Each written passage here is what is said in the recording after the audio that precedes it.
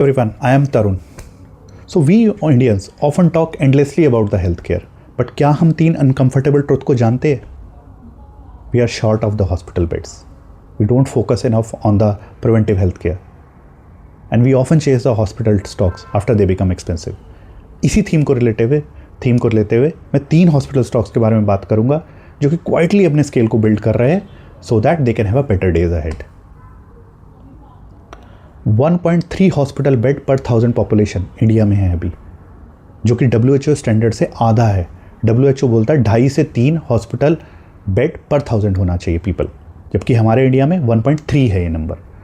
हम जिन कंट्रीज से अपने आप को जनरली कंपेयर करते हैं, BRICS countries, Brazil, Russia, China, South Africa, उनमें सबसे कम हमारा है. और अगर हमें मिनिमम स्टैंडर्ड भी मैच करना है 2.5 के लगभग, तो भी हमें 12 से 15 लाख हॉस्पिटल बेड चाहिए होंगे. और एक हॉस्पिटल बेड लगाने का खर्चा, अगर मैं ट्रेडिशनल हॉस्पिटल की बात करूं, 50 लाख से 1 करोड़ आता है, depend upon the type of hospital. So we are not in for any cycle, we are in a structural deficit. इसी को रिलेटिव लेते हुए पहले हॉस्पिटल की बात करूंगा जो कि प्रिवेंटिव हेल्थ केयर और आयुर्वेदा हॉस्पिटल है. अब जनरली जब हॉस्पिटल की बात करते हो तो पहले आप रिलेट करते हो ICU bed, cement structure, everything, right. But ये हॉस्पिटल ने पहले अपने मेडिसिन बेचने से स्टार्ट करी, बाद में हॉस्पिटल आए, और कंपनी का नाम है जीना सीखो लाइफ केयर. ये कंपनी पहले मेडिसिन बेचती थी आयुर्वेदा, फिर उसके बाद इसके हॉस्पिटल आए. कंपनी ने प्रिवेंटिव हेल्थ केयर पे ज़्यादा फोकस करती है और कंपनी ने पिछले कुछ समय में बहुत ही ज़बरदस्त ग्रोथ करी है. अगर मैं बात करूँ पिछले कुछ सालों में 40%, 30 से 40% की ग्रोथ करी है. अगर मैं केवल 2 क्वार्टर की बात करूँ लास्ट, कंपनी की ग्रोथ 60% से ज़्यादा की है. कंपनी की EBITDA मार्जिन की बात करूँ, कामकाजी मुनाफा जो कि कहते हैं एक्सपेंसेस हटाने के बाद, वो लगभग 50 को अप्रोच कर रहे हैं, 45 से 50. पैट 30% के लगभग अप्रोच कर रहा है, 25 से 30. ये मैट्रिक्स आपको किसी भी हॉस्पिटल में नहीं दिखती इंडिया में, जितनी हाईएस्ट पैट और EBITDA हाईएस्ट है इनके अपने इंडस्ट्री में. और एक और इंटरेस्टिंग फैक्ट है, आयुर्वेदा हॉस्पिटल में हॉस्पिटल बेड लगाने का खर्चा केवल 2 से 4 लाख होता है, जबकि ट्रेडिशनल हॉस्पिटल में ये खर्चा 40 से 50 लाख मिनिमम होता है, 1 करोड़ तक जाता है. तो उसको देखते हुए ऐसा लगता है कंपनी एक बहुत ही स्वीट स्पॉट पे. अगर कंपनी के बेड्स के बारे में बात करूँ तो कंपनी के इस समय, कंपनी के लास्ट ईयर तक बेड थे, FY25 एंड पे 1600 बेड थे, जो कि अब बढ़ के लगभग 2800 बेड हो गए. कंपनी ने अपने बेड का जो गाइडेंस दिया था वो ऑलरेडी ओवर अचीव कर लिया है. कंपनी ने ईयर एंड तक का 2800 बेड का गाइडेंस दिया था, जो कि ऑलरेडी अचीव कर लिया है. इसके अलावा रेवेन्यू पर ऑक्यूपाइड बेड, एक बेड से कितना रेवेन्यू कमाते हो एवरेज, वो भी क्वार्टर ऑन क्वार्टर बढ़ रहा है. तो सब कुछ सही डायरेक्शन में जाता हुआ दिख रहा है. इसके अलावा कंपनी का ड्यूअल इंजन, सेकेंड इंजन जो ग्रोथ है हॉस्पिटल के अलावा, मेडिसिन, OTC मेडिसिन, वो भी कंपनी लगातार निकालती जा रही है. जब इनकी कॉन कॉल हुई थी तब तक 2.5 करोड़ की सेल ये उस पर मंथ की उनसे निकालते थे. और कंपनी के MD का बहुत ही एग्रेसिव एक्सपेंशन प्लान है उसको लेके भी. तो कंपनी के ग्रोथ लीवर काफ़ी स्ट्रांग दिखते हैं with respect to hospital beds growth और मेडिसिन ग्रोथ. कंपनी के MD, अगर आप आगे गाइडेंस की बात करो, 8 से 10,000 बेड देखते हैं 3 से 5 साल में, जो कि अभी 2800 है. तो आप खुद समझ सकते हैं कि ग्रोथ रनवे कितना लंबा दिखता है आगे. इसके अलावा मेडिसिन भी, वो OTC मेडिसिन से भी वो आगे 4-5 सालों में 500 करोड़ तक का रेवेन्यू देखते हैं. तो काफ़ी एग्रेसिव ग्रोथ गाइडेंस है और कंपनी अभी तक उस गाइडेंस जो देती आई है वो मेंटेन भी करती आई है. अब कंपनी की अगर मैं बात करूं कि क्या वैल्यूएशन पे ट्रेड करती है कंपनी, अब कंपनी इतनी अच्छी ग्रोथ दे रही है तो कंपनी चीप तो नहीं है इस समय भी. कंपनी इस समय ट्रेड करती है प्राइस टू अर्निंग लगभग 50 से 55 की रेंज में. अगर कंपनी की बात करूँ ग्रोथ, सेल्स ग्रोथ आपको बताया इस साल गाइडेंस है उनका 50 का, 650-700 करोड़. अगर वो उसे अचीव कर लेती है तो फॉरवर्ड भी निकल के आता है लगभग 50 के लगभग, 48 से 50. अब peg ratio on the basis of that उनकी लगभग 1 आती है. इतनी अच्छी कंपनी जो कि 50% से सेल्स ग्रो कर रही है, EBITDA मार्जिन, कामकाजी मुनाफा हाईएस्ट इंडस्ट्री में, PAT highest in the industry में. तो इसको देखते हुए पेग रेशो को देखते हुए जो कि 1 है, कंपनी इतनी महंगी नहीं लगती. सिर्फ आप स्टैंडअलोन नंबर देखोगे PE का तो आपको महंगा लगेगा, बट ग्रोथ लीवर्स देखिए, आपके हॉस्पिटल का बेड आपका अग्रेसिव ग्रोथ गाइडेंस है, आप मेडिसिन तेज़ी से ग्रोथ करने का गाइडेंस है। इसके अलावा कंपनी ने और भी पॉजिटिव स्टेप लिए है। पहले कंपनी का गवर्नमेंट पे बहुत डिपेंडेंस है, गवर्नमेंट पेशेंट्स पे, कंपनी ने उसे घटा के 3 से 4% कर दिया। अब उससे नुकसान क्या था, गवर्नमेंट पेशेंट डिपेंडेंसी पे पैसा गवर्नमेंट बहुत दिनों बाद देती है, तो उससे क्या होता है, आपके कैश फ्लो में दिक्कत हो जाती है। आपको अगर 60 से 90 या 120 दिन में पैसा मिलता है तो आपका कैश फ्लो में दिक्कत हो जाती है। तो कंपनी ने इस समय उस डिपेंडेंस को बहुत कम कर दिया, लगभग 3 से 4% है केवल गवर्नमेंट पेशेंट से रेवेन्यू। चौथा एक इंपॉर्टेंट फैक्टर और ग्रोथ फैक्टर नज़र आता है, कंपनी ने रिसेंटली टाई अप किया है चंदन हेल्थ केयर डायग्नोस्टिक कंपनी से।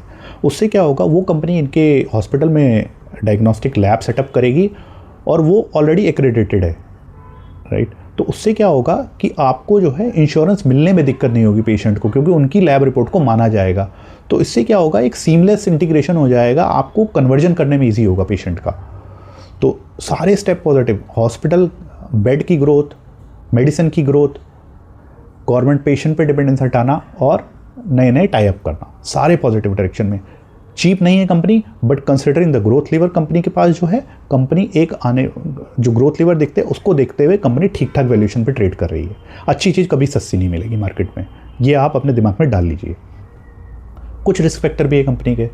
देखिए, ओवर रिलायंस है कंपनी की प्रमोटर पे बहुत ज़्यादा डिपेंडेंस है कंपनी की मनीष जी पे, मनीष ग्रोवर। बिकॉज आज कंपनी के मनीष ग्रोवर के नाम से ही कंपनी जानी जाती है ग्रोवर। आपको टीवी चैनल हर जगह, आपको पॉडकास्ट में वो दिख जाएंगे। दूसरा, कंपनी इतने एग्रेसिव स्केल पे जा रही है तो एग्जीक्यूशन डेफिनेटली बहुत ही की चीज़ है कि एग्जीक्यूशन सही होना चाहिए, बिल्कुल सीमलेस होना चाहिए। तीसरा, ओटीसी जो मेडिसिन की बात कर रहे हैं, देखिए एक बार मेडिसिन बेचना ईजी होता है, रिपीटेड मेडिसिन बेचना इट्स नॉट दैट ईजी। तो वो भी एक मॉनिटरेबल होगा कि इनका मेडिसिन कितना रिपीट आता है, कैसे ग्रो करता है, तो ये भी बहुत इंपॉर्टेंट फैक्टर होगा। बट ओवरऑल अगर आप सारे पॉजिटिव नेगेटिव जोड़ लिए जाए, कंपनी अगर अपने एग्जीक्यूशन को मेंटेन रखती है then it can do wonders. अब आते हैं हम दूसरे हॉस्पिटल पे। दूसरा हॉस्पिटल हमारा ट्रेडिशनल हॉस्पिटल, वो हॉस्पिटल जो कि पिछले कुछ सालों में 2-3 साल में 40% से ज़्यादा रेवेन्यू ग्रोथ कर रहा है। अब वो आयुर्वेदिक हॉस्पिटल था जीना सीखो, ये ट्रेडिशनल हॉस्पिटल की बात कर रहा हूँ। ट्रेडिशनल हॉस्पिटल में इतनी तेज ग्रोथ करने वाला वन ऑफ द हॉस्पिटल है ये, one of the best performing hospital in terms of revenue, जो कि सेल्स बढ़ा रहा है अपनी। इस साल भी कंपनी ने बहुत अच्छी ग्रोथ दिखाई और आने वाले समय में भी उनके ग्रोथ लीवर बोलते हैं कि 25 से 30% की रेवेन्यू ग्रोथ हम दिखा सकते हैं। कंपनी का नाम है, हॉस्पिटल का नाम है यथार्थ हॉस्पिटल। बहुत अच्छी ग्रोथ, 25 से 30% रेवेन्यू ग्रोथ। ऑपरेटिंग मार्जिन अगर आपको बोले कामकाजी मुनाफा लगभग 24 से 30% की रेंज में रखता है और आने वाले समय में भी इनका गाइडेंस है 24 से 25% हम मेंटेन रखेंगे। रेवेन्यू ग्रोथ 25 से 30% आने वाले सालों में भी मेंटेन रखेंगे और ये पिछले कुछ सालों से मेंटेन भी करते हुए आए। तो इसको देखते हुए ऐसा दिखता नहीं कि आगे क्यों नहीं कर सकते, क्योंकि कंपनी ने, और दूसरा पॉइंट इसका ये है कि कंपनी ऑलरेडी ऑपरेटिंग लेवरेज पे बैठी है, क्योंकि कंपनी ने अभी पिछले 2 क्वार्टर में कुछ नए हॉस्पिटल खोले। जब आप कोई नया हॉस्पिटल खोलते हो तो आपको फ्रंट एंड पे कुछ खर्चा करना पड़ता है शुरुआत में। देखिए, पहले दिन हॉस्पिटल खोलेंगे तो पेशेंट नहीं आ जाएगा, धीरे धीरे फुटफॉल बढ़ता है, धीरे धीरे बेड भरने लगते हैं उनके। तो शुरुआत में हमेशा एक मार्जिन पे हिट आता है, बीटा मार्जिन पे ग्रोथ तो मिलती है लेकिन मार्जिन पे हिट आता है। तो कंपनी ऑपरेटिंग लेवरेज पे बैठी, क्योंकि 4 से 6 महीने ऑलरेडी हो चुके हैं हॉस्पिटल में। तो आने वाले समय में कंपनी की प्रॉफिटेबिलिटी इन्फ्लेक्ट कर सकती है, मार्जिन बढ़ सकते हैं। कंपनी ने 2 हॉस्पिटल अभी नए खोले, एक न्यू दिल्ली में और एक फरीदाबाद में। तो ग्रोथ दिखती है और आने वाला फ्यूचर गाइडेंस भी उन कंपनी का बहुत स्ट्रांग है, 25 से 30% ग्रोथ विद 25% इबिटा मार्जिन। अब ऐसी कंपनी ट्रेडिशनल हॉस्पिटल को कैसे इवेल्युएट करते हैं, ईवी टू इबिटा। ईवी क्या होता है, एंटरप्राइज वैल्यू डिपेंड अपॉन कामकाजी मुनाफा, इबिटा सिंपल टर्म्स में। क्योंकि अब ये उससे क्यों है, उसमें हमने पी रेशो लगाई थी, इसमें ईवी टू इबिटा, बिकॉज ये कैपेक्स हैवी होता है। मैंने बताया था कि हॉस्पिटल बेड नॉर्मल लगाने में 50 लाख का खर्चा होता है, तो कैपेक्स बहुत ज़्यादा होता है। तो डेप्रिसिएशन पिक्चर में आ जाता है, एक डेप्रिसिएशन कीवर्ड। अभी हम सिर्फ इतना समझते हैं ईवी टू बीटा के बेसिस पे ट्रेडिशनल हॉस्पिटल इवेल्युएट होते हैं। वो जीना सी का इसलिए नहीं ईवी टू बीटा पे होता है क्योंकि वो जो है उसमें कैपेक्स इतना ज़्यादा नहीं होता, उसे पीई पे कर सकते हो आप, इसे ईवी टू बीटा पे अगर मैं इसे इवेल्युएट करूँ तो ये 24 ईवी टू बीटा पे अभी ट्रेड करता है। जबकि और बड़े बड़े जो हॉस्पिटल है, मैक्स हो गया, अगर आप max 45 plus EV to beta पे ट्रेड करता है, अपोलो 30 पे करता है, और अगर मैं फोर्टिस की बात करूं तो लगभग 34-35 ईवी टू बीटा पे, तो उसके मुकाबले ये 24 पे, जबकि ग्रोथ इसकी one of the highest in the industry है।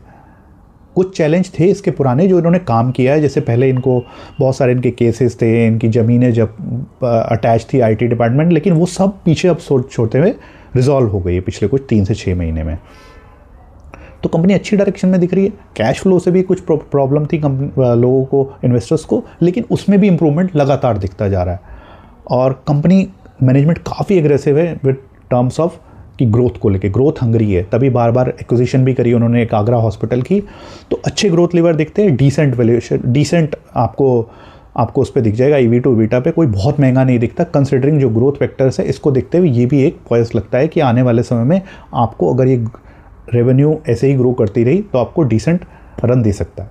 अब आते हैं हम तीसरे हॉस्पिटल की तरफ, जो कि एक स्टडी हॉस्पिटल है, जो कि स्टडी तरीके से रेवेन्यू ग्रो कर रहा है 20% से, और हॉस्पिटल का नाम है नारायणा हृदयालय। इसने पिछले कुछ सालों में 20% से ज़्यादा की रेवेन्यू ग्रोथ दी है। मार्जिन इसका 18 से 24% हुआ है पिछले 2-3 सालों में। तो बहुत ही सॉलिड कंसिस्टेंट कंपाउंडर है, कंजर्वेटिव गाइडेंस है, ज़्यादा तगड़ा गाइडेंस नहीं देते है, तो आपको इन बिटवीन द लाइन्स ही पढ़ना होगा इनके गाइडेंस के बारे में। अब कंपनी ये भी प्रॉफिटेबिलिटी इन्फ्लेक्शन के पॉइंट पे है। पहला इन्फ्लेक्शन इन्होंने आएगा, केमन आइलैंड में इनका एक हॉस्पिटल है जो कि इन्होंने अभी एक्सपेंशन करी थी, तो वो बढ़ता जा रहा है, तो इससे इन्हें ऑपरेटिंग प्रॉफिटेबिलिटी बहुत ज़बरदस्त बूस्ट मिल सकता है आने वाले 2-3 क्वार्टर में। और वो बिज़नेस ऐसा है, वो EBITDA मार्जिन भी 43 to 45% है, जो कि इंडिया बिजनेस से काफ़ी ज़्यादा है। तो अगर उससे कोई प्रॉफिटेबिलिटी आती आएगी तो आपको बॉटम, मतलब आपको प्रॉफिट बहुत तेज़ी से बढ़ता हुआ दिखेगा उनका। दूसरा इनका ग्रोथ फैक्टर है कि इन्होंने भी एक UK की कंपनी ली है, प्रूडेंट प्लस, जो कि इन्हें एक्सपोजर देती है UK में भी। अब इन्हें ऑलरेडी केमन आइलैंड में एक्सपीरियंस है, तो there is no reason why they can't repeat the same in UK as well. उससे क्या हो जाता है, UK हॉस्पिटल, UK में इनको एंट्री मिलने से इनका ग्रोथ रनवे बहुत लंबा हो जाता है, इन्हें काफ़ी साल तक अच्छी ग्रोथ मिल सकती है on the basis of execution. अगर मैं वैल्यूएशन की बात करूं तो कंपनी लगभग 27 EV to EBITDA पे है। कुछ समय पहले तो और भी सस्ती थी, कुछ री रेटिंग हुई है, लेकिन अभी भी बड़े हॉस्पिटल के मुकाबले EV to EBITDA ये 27 पे है। बड़े हॉस्पिटल मैंने बताया मैक्स 46 पे है, अपोलो 30 पे है, और फोर्टिस 35 पे है। उसके मुकाबले ये अभी कम ट्रेड कर रहा है, जबकि इन्होंने लगातार ऑपरेटिंग मार्जिन, कामकाजी मुनाफे को बढ़ाते हुए आए हैं, और प्रॉफिटेबिलिटी इनकी इन्फ्लेक्ट कर सकती है आने वाले सालों पर। तो उसको देखते हुए ये भी डील ठीक लगती है। तो तीनों हॉस्पिटल अलग अलग जंक्शन पे बैठे हैं और अलग अलग टाइप के हैं और अलग अलग स्केल के हैं। आप बताइए आपको इन 3 हॉस्पिटल में से सबसे अच्छा कौन लगता है और किस कारण से लगता है? मेरे हिसाब से आप तीनों को स्टडी कर सकते हैं। Consider this video as a study material. और अगर आपको ये वीडियो पसंद आई हो तो प्लीज़ लाइक, शेयर और सब्सक्राइब करिएगा। और इस वीडियो से रिलेटेड कोई भी डाउट हो तो प्लीज़ कमेंट सेक्शन में डालिएगा। I will be happy to respond. Thank you.